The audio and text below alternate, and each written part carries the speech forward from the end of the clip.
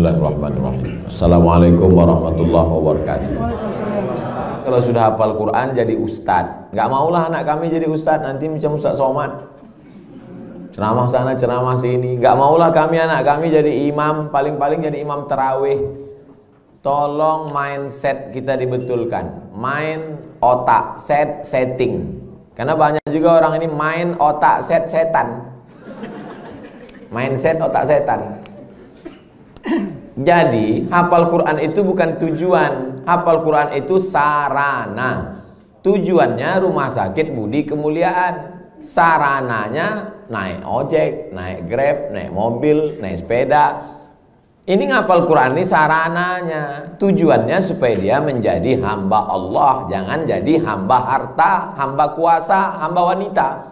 Kalau sudah dia hafal Quran SDIT, habis itu kita tidak paksa dia mau jadi apa, terserah. Anak saya tak saya paksa jadi ustaz, terserah mau jadi apa dia.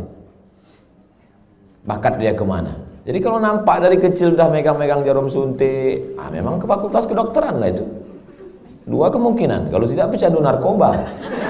Nauzubillah, nauzubillah. Jadi pendidikan Islam pertama dimasukkan ke kepalanya itu Quran, habis itu hadis Nabi, habis itu barulah akhlakul karimah. Itu mesti dibetulkan. Jangan nanti berpikir nanti habis hafal Quran jadi apa? Ya tetap jadi profesi dia. Kalau dia jadi pengacara, dia jadi pengacara yang hafal Quran. Kalau dia jadi tentara, dia jadi tentara penghafal Quran. Kalau jadi polisi, jadi polisi penghafal Quran. Betul kepalanya. Tak dimakannya, tak dizoliminya orang lain. Itu tujuannya. Insya Allah 10-20 tahun akan datang, generasi kita adalah generasi yang Qurani. Dan kita punya kontribusi di situ dengan SDIT ID. Bagaimana hukumnya kegiatan ilmiah dokter disponsori pabrik obat? Pabrik obat menyediakan duit 100 juta, dibuat acara ilmiah, seminar, lokakarya segala macam, atau acara agama yang menyelenggarakan dokter. Di mana letak haramnya? Mungkin akan terjadi kolusi, nepotisme, kecurangan, penilaian tidak lagi normal. Dikhawatirkan terjerumus dalam gratifikasi. Makanya suatu ketika sahabat Nabi mengutip zakat dari Yaman. Ketika barang-barang zakat dibawa, kambing, onta, lembu, ini kambing untuk zakat, ini kambing saya. Kata Nabi, kok ada kambing zakat, ada kambing saya? Kok dapat kambing dari mana? Hadiah. Kata Nabi, seandainya kau duduk di rumah emakmu, di rumah bapakmu, mungkinkah ada orang ngasih kambing? Tak ada. Dia dapat kambing itu karena jabatan. Dikhawatirkan ke depan penilaian dia tidak lagi normal. Sebelum dapat hadiah kambing, periksanya. Berapa kambing? 40 ekor. Satu. Berapa unta? 5 ekor. Satu kambing. Tapi setelah dapat hadiah, mulai tak normal lagi. Berapa? Mau kasih-kasihlah, nggak kasih nggak apa-apa. Makanya segala penilaian-penilaian kalau sudah datang ke Indonesia rusak. Tim-tim independen penilaian rusak gara-gara gratifikasi. Dibuka atas, pertama kali datang tegas, berapa ruangan, berapa ini, berapa ini. Begitu dapat lempuk durian, gratifikasi merusak. Jadi kalau masuk dia dalam kelompok gratifikasi bisa haram. Tapi kalau pandai tidak merusak, gimana caranya tidak merusak? Teknisnya ya diatur. Ini ada sekelompok orang yang menerima dan dia bukan tim penilai, dia bukan tim pemeriksa, dia tidak ada kait-mengait dengan keputusan dan dapat, kalau bisa disiasati, laksanakan. Tapi kalau merusak etos kerja, masuk dalam kategori riswah sogok, la'ana Rasulullah SAW ar-rashi wal murtashi, yang menerima sogok, yang mendapat sogok, maka dilaknat Allah Subhanahu wa ta'ala. Bisa kami Pak Ustadz selamat? Lanjutkan. Tak selamat, stop.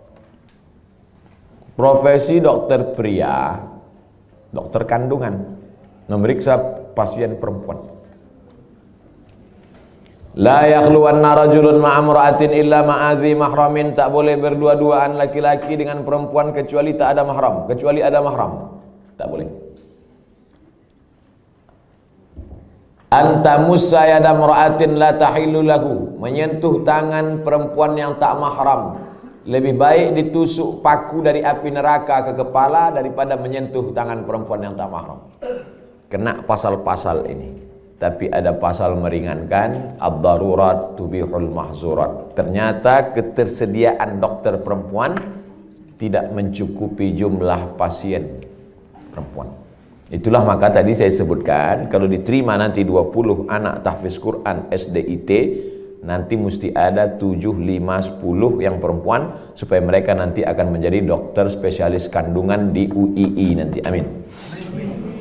Supaya mereka lah yang akan nanti menutupi ketersediaan SPOG, spesialis obgyn dokter perempuan. Karena kalau tidak, khawatir kita akan terjerumus. Tapi bapak-bapak yang spesialis kandungan, karena sekarang tidak terpenuhi, masuk kategori darurat. Saya sampai sekarang belum tahu survei berapa untuk kota provinsi.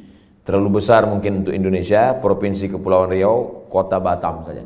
Berapa dokter SPOG perempuan, berapa yang laki-laki, berapa yang hamil perempuan, memanglah perempuan tuh hamil. Berapa hitungannya? Kalau satu dokter tuh berapa? Kalau masih dalam kategori darurat, tapi kalau hanya untuk tidak darurat. Ustadz dulu anak Ustadz Mizyan Hazik Abdillah, dokternya laki-laki atau perempuan? Perempuan.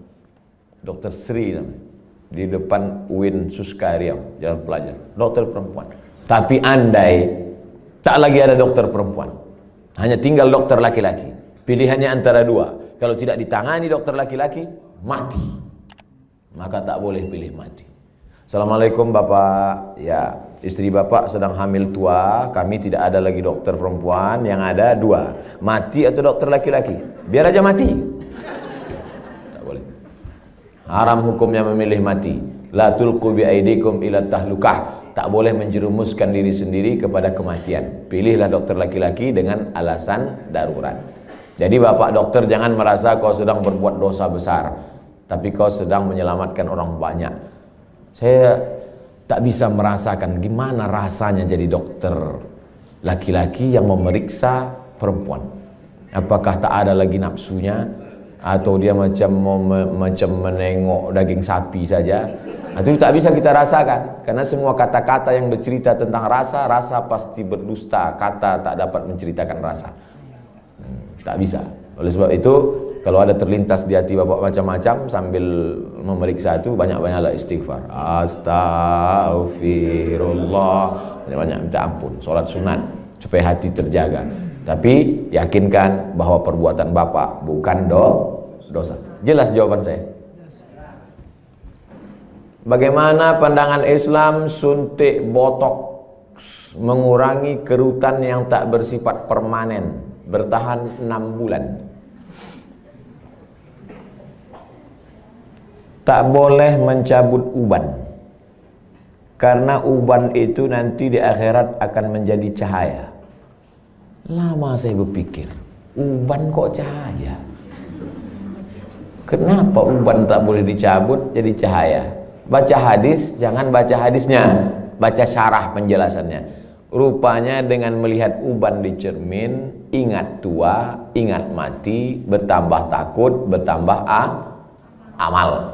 Makanya dengan bertambah takut, bertambah amal, maka akan menjadi cahaya. Itu rupanya korelasi uban dengan cahaya.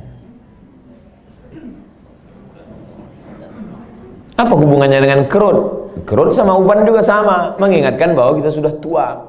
Saya dulu waktu muda tak ada ini. Saya tengok foto-foto saya yang lama waktu di Mesir, ganteng juga. Saya sudah tua. Tapi dengan tua ini kita sadar bahwa sudah tua, bahwa kita ini akan mati. La'ana Rasulullah SAW al-wasimat. La'anallahu al-wasimat. Hadisnya riwayat Abdullah bin Mas'ud. La'anallahu al-wasimat. Allah melaknat perempuan tukang buat tatu. Wal mutasimat, minta buatkan tatu. Wal mutanammisat. Apa ini? Alis. Mencabut alis, mencukur alis. Wal mutafallijat, gigi. Karena orang kalau sudah bertambah tua, bertambah giginya. Bukan gigi itu bertambah panjang dia. Maka gigi itu dia otak-atik. Zaman dulu orang kalau mau nikah tak ada pakai akte kelahiran. Sama macam mau beli sapi kurban, kambing kurban. Gimana kita tahu umur kambing itu sudah 2 tahun? Tengok giginya. Orang pun juga tengok giginya. Otak-atik gigi. Wal mughayyirat, yang nomor 5, merubah ciptaan lil husni, karena untuk mempercantik. Kalau merubah ciptaan dari yang tak layak menjadi layak. Ibu bapak dokter yang gigi, tukang pasang kawat gigi, jangan sangka itu perbuatan haram. Ada memang dia perlu. Ada orang ini kalau dia senyum sama kita 3 hari kita tak bisa tidur. Nah, itu memang perlu dibetulkan, perlu luruskan, diperbaiki. Tapi kalau hanya untuk gaya-gaya aja, hari Senin pink, hari Selasa hijau, ini mubazir, perbuatan saya saudara setan. Oleh sebab itu maka kira-kira suntik botok mengurangi kerutan ini termasuk yang mana nih? Masuk kategori nomor 5, mughayyirat lil husni, merubah untuk mempercantik-cantik saja. Sebetulnya saya tengok-tengoklah, dia sebetulnya tidak berubah jadi cantik, dia saja merasa cantik. Berapa banyak orang yang operasi pipi, operasi dagu, operasi hidung, dia merasa cantik, kita takut. Saya terus terang dengan orang operasi takut saya tengok. Dan saya tengok wajahnya yang operasi itu bentuknya sama-sama aja semua kan. Sama macam bencong. Hidung panjang, dagu panjang, panjangnya tak tentu arah pula. Rupanya silikon itu tidak bisa berinteraksi dengan darah. Akhirnya membusuk. Busuklah darah di hidung ini. Kata dokter, ini mudot nanah tadi. Biasanya kalau kulit kita digantungkan lintah, itu 1 hari lintah itu bisa tahan nyaman. Tapi pas ditempelkan ke hidung, asal tempel jatuh. Asal tempel jatuh, kata lintah. Lintah pun tak mau. Terapi lintah. Bayangkan itu lintah. Yang mau lintah darat aja yang mau. Saking kan busuknya hidung yang gara-gara silikon tadi. Wala udhillannahum, aku sesatkan mereka, kata setan. Setelah sesat, wala umanniyannahum, aku buat mereka berhalusinasi, berimajinasi. Apa kata setan? Kau cantik, kau cantik, kau cantik, kau cantik, kau cantik, kau cantik, kau cantik. Dia saja merasa cantik, orang merasa ngeri. Hai yang asik dibuat setan operasi, sesungguhnya kau saja yang merasa cantik, sesungguhnya orang merasa ngeri. Tapi orang nggak jujur. Gimana Jeng? Aku kelihatan cantik nggak? Wow, amazing. Padahal dalam hatinya macam hantu gue tengok.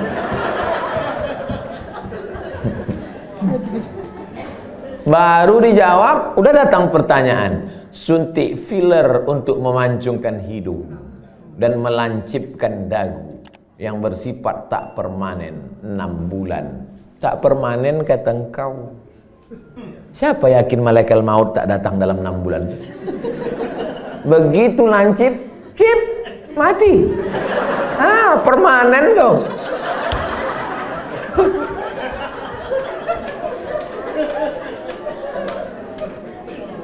Kau cantik bukan karena dagu kau lancip. Kau cantik bukan karena hidung kau panjang. Kau cantik karena bekas air wudhu. Kau cantik karena habis baca Quran. Kau cantik. Yang mengatakan cantik tak cantik itu kan hati. Betul?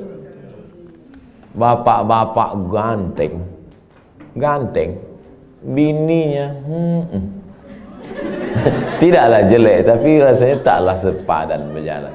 Pas ditanya orang, Pak, siapa perempuan paling cantik? Itulah yang paling cantik gitu deh. Entah dia jujur, entah takut, Allahu a'lam. Karena antara jujur dan takut ini beda-beda tipis. Tapi yang jelas kata dia, cantik itu membuat cinta atau cinta itu membuat cantik? Tak bisa jawab. Gara-gara cinta itulah orang menjadi cantik.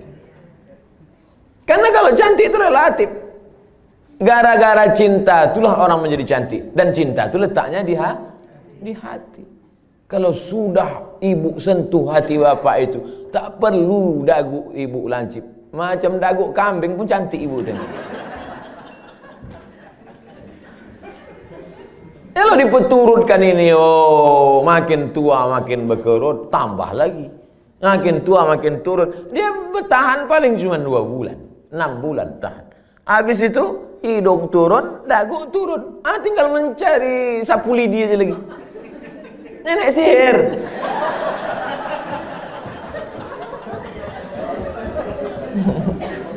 Berhentilah.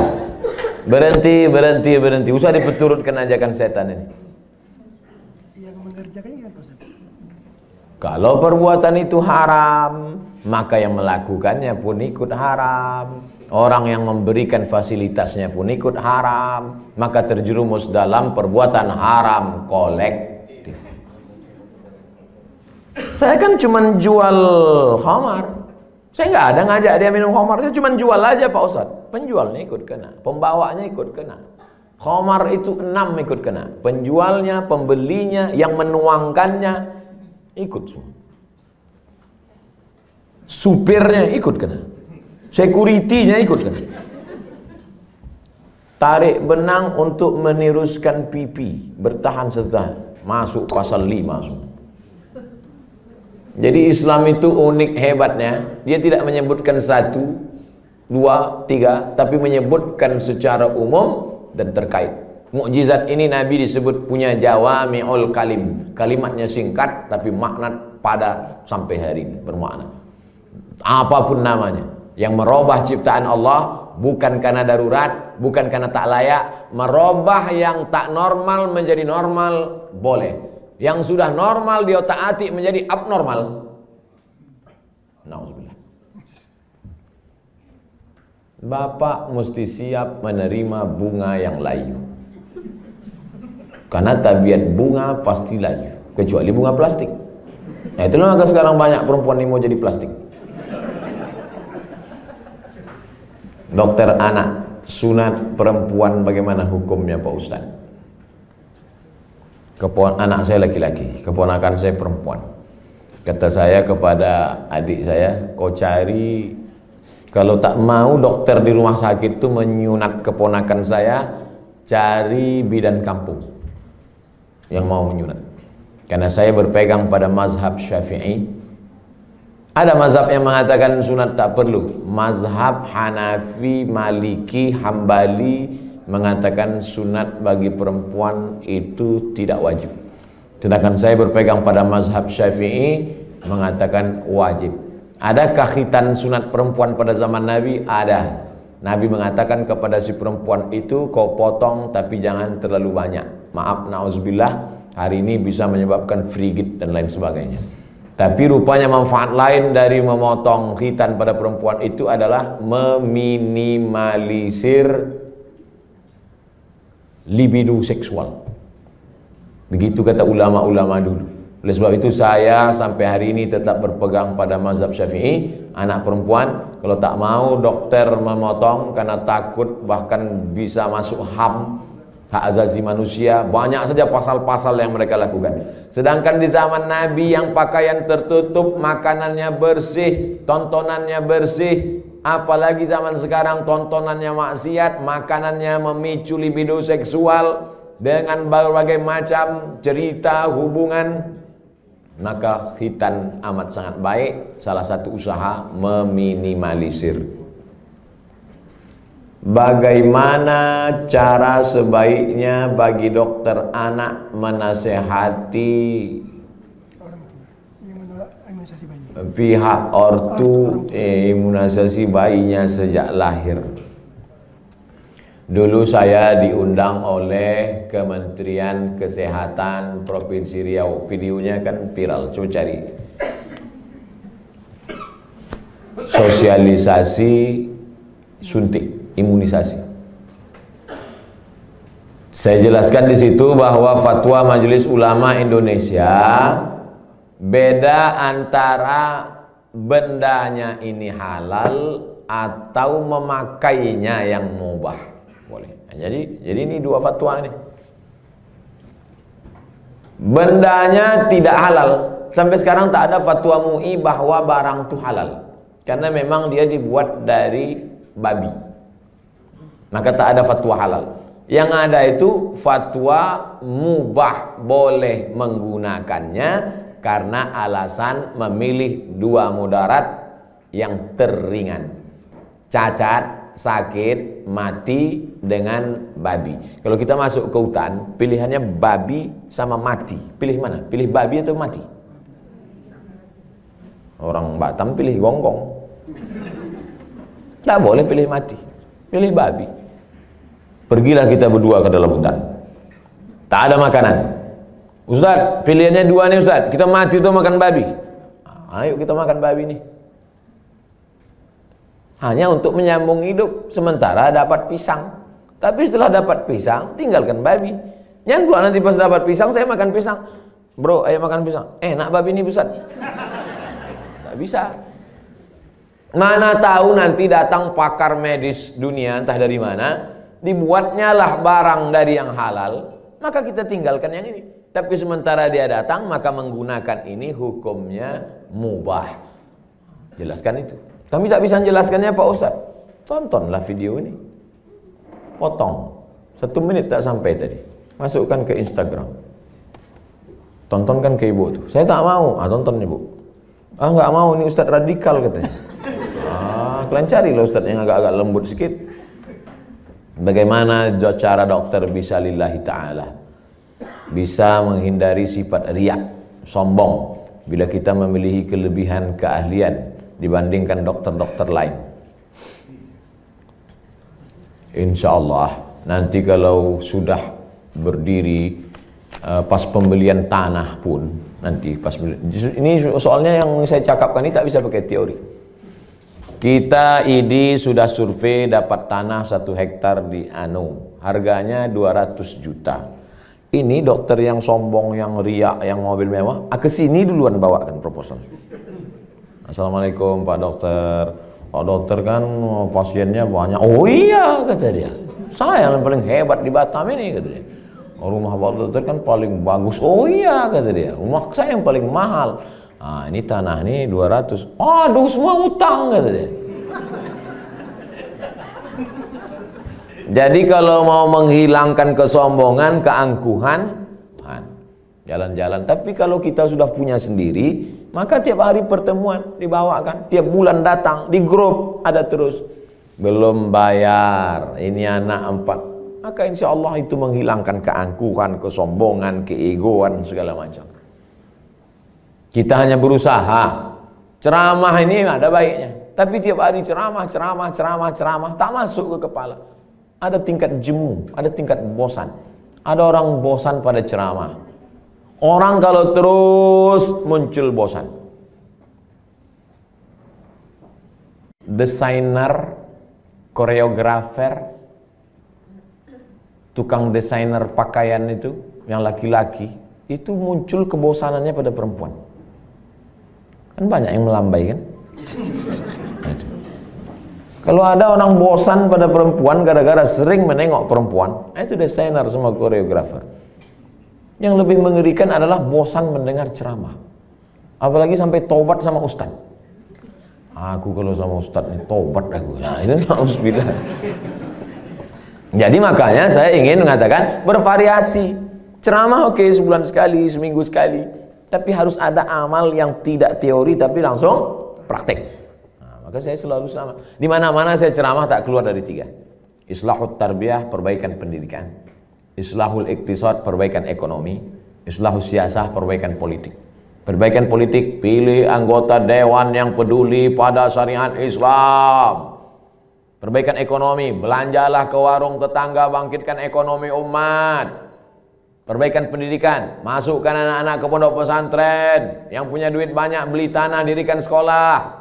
Karena sekolah yang ada sekarang belum mampu untuk menampung anak-anak kita. Apalagi anak-anak yang tak mampu. Daftar ulang 17 juta. Anak siapa yang bisa? tak tertampung.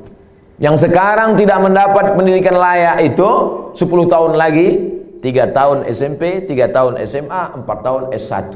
Yang sekarang SMP cabut, mabuk, sakau, lem kambing, itu yang akan jadi anggota dewan tahun 2040. Satu-satunya jalan memperbaiki umat lewat pendidikan. Dan ID tidak hanya menyehatkan badannya, tapi juga menyehatkan generasi ke depan, insyaallah. Amin. Udah aku sampaikan ya Allah. Kalau tak percaya juga ID nintahlah.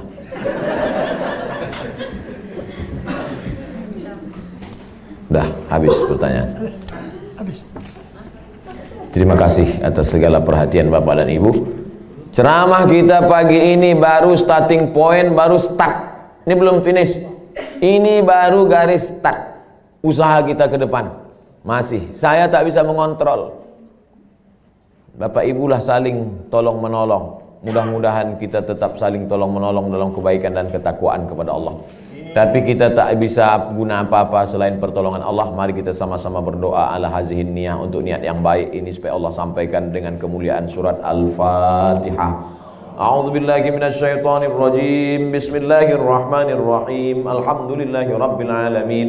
Ar-Rahmanir Rahim. Maliki yaumiddin. Iyyaka na'budu wa iyyaka nasta'in. Ihdinas siratal mustaqim, siratal ladzina an'amta 'alaihim ghairil maghdubi 'alaihim waladdallin. Amin. Allahumma salli ala sayyidina Muhammad wa ala ali sayyidina Muhammad. Allahumma inna nas'aluka bisirril Fatihah wa bisirri nabiyyika Muhammad sallallahu alaihi wasallam at-tuballigh maqasidana. Dengan kemuliaan selawat dan kemuliaan surat Al-Fatihah, sampaikan niat baik kami ya Allah. Wa taqdi hajatina, tunaikan hajat-hajat kami, hajat dunia, hajat akhirat ya Allah. Allahumma barik lana fi arzaqina, rezeki kami ini berkahilah dia supaya bisa menjadi amal soleh yang tetap mengalir sesudah kami mati ya Allah. Allahumma alif baina qulubina, satukan hati kami, pertautkan jiwa kami supaya kami ikhlas beramal karena Engkau.